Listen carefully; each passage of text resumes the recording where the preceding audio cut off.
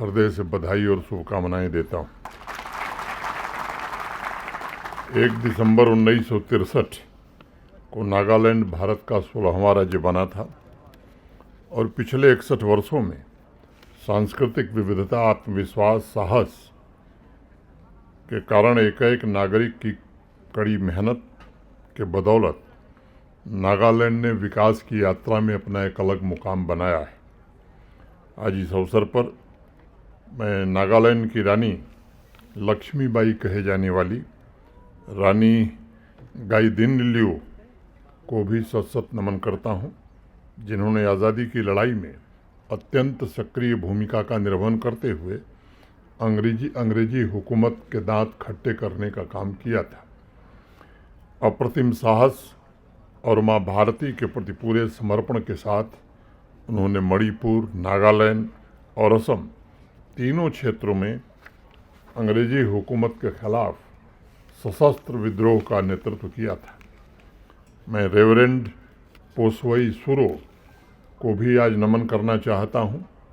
देशभक्त धरती पुत्र पोसवई ने साहस और दृढ़ संकल्प के साथ नेताजी सुभाष चंद्र बोस के विश्वास पात्र सेनानी के रूप में अंग्रेजों के खिलाफ एक बड़ा जबरदस्त मोर्चा खोला था।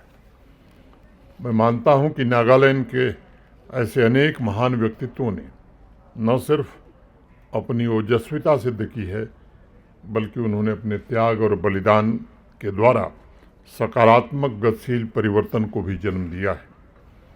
असम को प्राचीन काल में प्राग ज्योतिषपुरम कहा जाता था। उसके पश्चात इसका नाम कामरूप हो गया था। प्रयागराज में मिले राजा समुद्रगुप्त के ऐतिहासिक स्तंभ लेख से ये पता चला कि अहोम राजाओं के आधिपत्य यानी 13वीं शताब्दी तक उसे कामरूप नाम से ही पुकारा जाता था। ब्रिटिश शासन के खिलाफ लड़ाई में असम के अनेक महापुरुषों ने बढ़ चढ़ करके हिस्सा लिया था।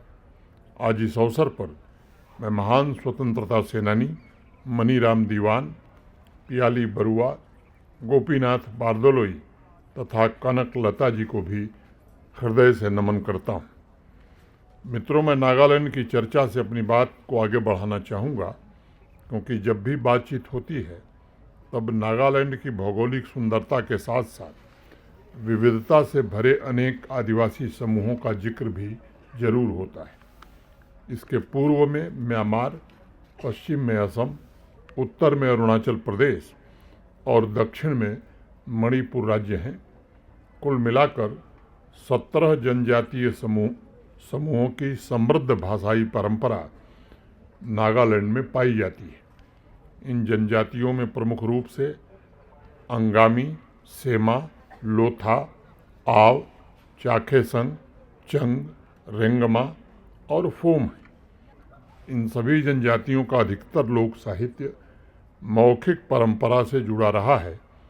लोकगीत, लोक कथा, लोक गाथा, लोक व्यवहार, लोक त्यौहार और अनुपम संस्कारों ने वहाँ के समाज की चेतना को सदैव जीवंत बना के रखा है। मैं मानता हूँ कि लोक साहित्य वही है जो समाज की सामूहिक चेतना को प्रतिबिंबित करे, और इसलिए गोस्वामी तुलसीदास जी ने रामचरितमानस में लिखा कि लोकह वेद सुसाहिब रीति, विनय सुनत पहचानत प्रीति। वहाँ की लोक कथाओं में 2 पात्र खाउली और किविको को हर कार्यक्रम में प्रस्तुत किया जाता है।